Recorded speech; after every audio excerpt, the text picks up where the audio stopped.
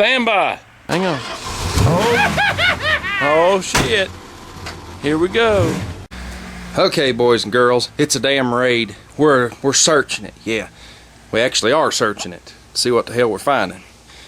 But anyway, we have removed wires. We've removed some equipment.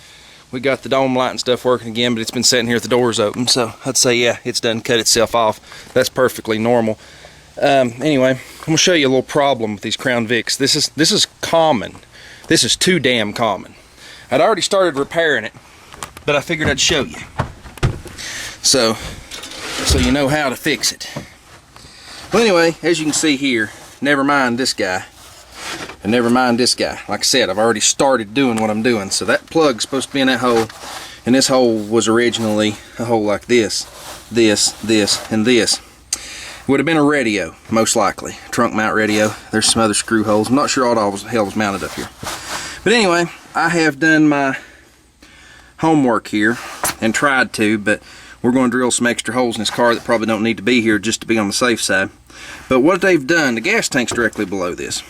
I noticed when I picked up this car, filled it up with gas, well, I was pouring gas everywhere. The car smells like gas inside. There's gas shooting up through these holes, and this right here was soaked in gas. This was soaked in gas. There's gas everywhere. I had a good buzz going on driving back. But anyway, I know for a fact there's a hole through this. I took a piece of wire, which is here somewhere. I took a piece of wire and I fished around. It's hard to do it without two hands. But anyway, I fished around and there is a hole in this gas tank. I don't know if you can see it or not. I'm trying for you. But anyway, you can take my word for it. There's a hole in the top of the gas tank right there. There's a hole in the top of the gas tank at this hole. Right here. There's not on this one, not on this one, or this one here I think even misses the gas tank altogether. But to be on the safe side, how you fix these is pretty simple. What you're going to use is something called gas oil, and you're going to use a screw. That's what you're going to do. You're going to coat a screw with gas oil, put it on a screwdriver, stick it down in that hole, and screw it into the gas tank and tighten it up. It's in the top of the tank.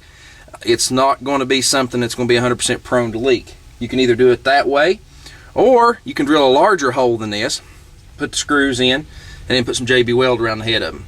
But that's how you fix the holes in the gas tank on a P71 Crown Vic, where you had an idiot installer that didn't think, didn't know. There's really no excuse for this. You know, you always, if you're running holes through something, you always know what the hell's under it. But I'll show you the placement of the gas tank here in a few minutes.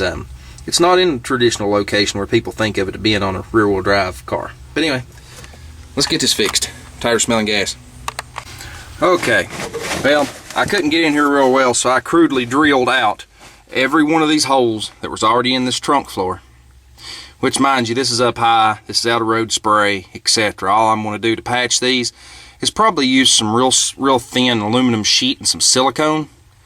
And before I actually do that, I will put some paint of some nature, probably just spray bomb black or something, primer or something, on the bare metal just to prevent rust. I'm not really in a rust belt, but still, you know, I'm not going to drill these holes huge. But I was afraid this one might have been a hole in the tank. I didn't know. And this one right here is back here at the tail end of the tank. But I didn't think this one was through it because you got more space here. I pretty well knew that the only two that had holes is this one and this one, which I've verified they do. The others, I'm going to get a light in here where I can see and all that good stuff, but I'm pretty sure that there is no holes. I'm going to try a night shot for you guys and see if you can see these holes. I don't know if you can.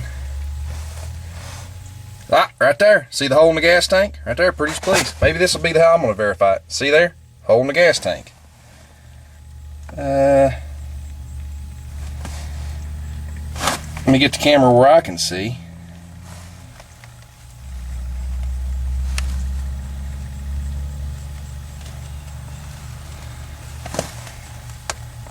I don't think there's a hole there.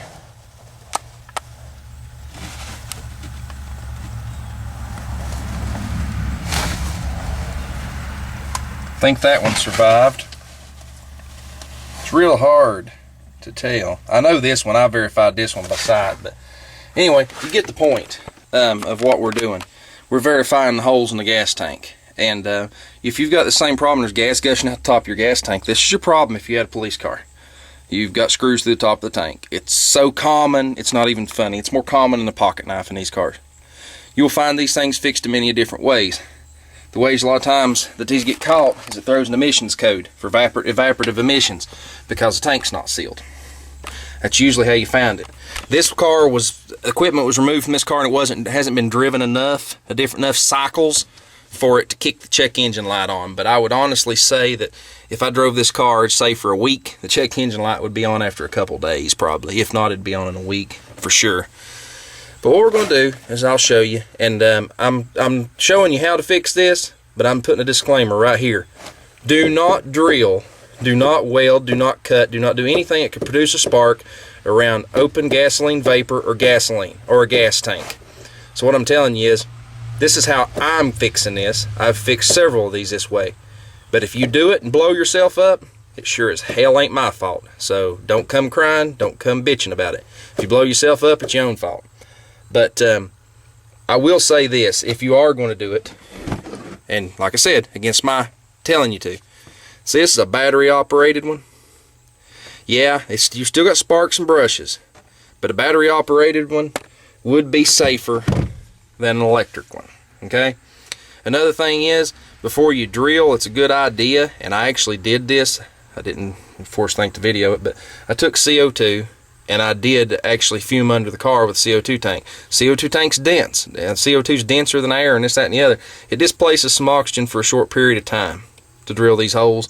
Whether that ever would come into play as being helpful or hurtful, I do not know. And like I said, I'm telling you, do not do this. But anyway, I'll show you how I'm going to finish fixing it. First thing I'm going to do is go in the house and get me a light and verify these holes for sure. You've seen two of them yourself. I'm going to verify the others and make sure there's no holes in the tank. That way I know that once I fix this, it is fixed. Okay, as you can notice, there is gas oil everywhere. Well, the only thing you can do on these to get them sealed is you kind of got to be a messy Marvin. You really ain't got much of a choice, because you really can't get it where it needs to be, and you need it around the head of the screw, and you need it on the threads of the screw, etc., etc. The best thing to do is take that brush, stick it down through the hole, goopy the hole. Just goop it. I mean, in this case, too much is not enough. You got to make sure you get it in there. I know I've got enough in there to seal it. Then you take a stainless steel screw, is usually your best bet, and use a stainless steel sheet metal screw, a flathead, not the cone head, and you slather it with gas oil. And then you take it and you run it into the tank. You always use a size bigger than the hole in the tank. That way it'll seal really tight. Run it in, tighten it up really good. Don't fill your car to the brim with gas for, you know, I say an hour or two. Give that gas oil time to tack up good. And you'll never have a leak. And you're going, gas oil? What's gas oil? Right here's gas oil. You can find it lots of places. But this stuff right here is the stuff, if you ever notice when you're at the gas stations, the green goo, greenish bluish goo that's around the threads where they put the pump handles on. Bingo, it's gas oil. So does that tell you what we're sealing? We're doing good here. So anyway, we're going to get this sealed up, get these holes plugged up, boom boom, wham bam, thank you ma'am, and get this back together. I'm tired of fooling with it. I already tell the gas fumes are down now, and I've only put one screw in. Heck yeah. Okay, you see the screw. This mat's not wanting to cooperate. Well, anyway, we're going to grab how I put these in. Let me get it in my hand here because I had the bit out. The other one's a little further away. But anyway, I take a little 1/4 inch impact gun and I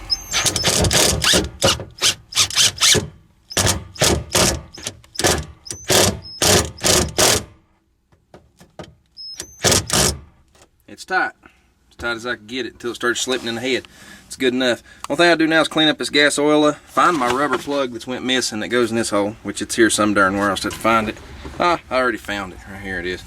Put it back in. I was trying to use it as a peep sight for this one without having to drill it, and you just couldn't, you can't see. There's a wiring harness in the way. But anyway, we're gonna plug these holes up and call it a day on this part, on the trunk anyway.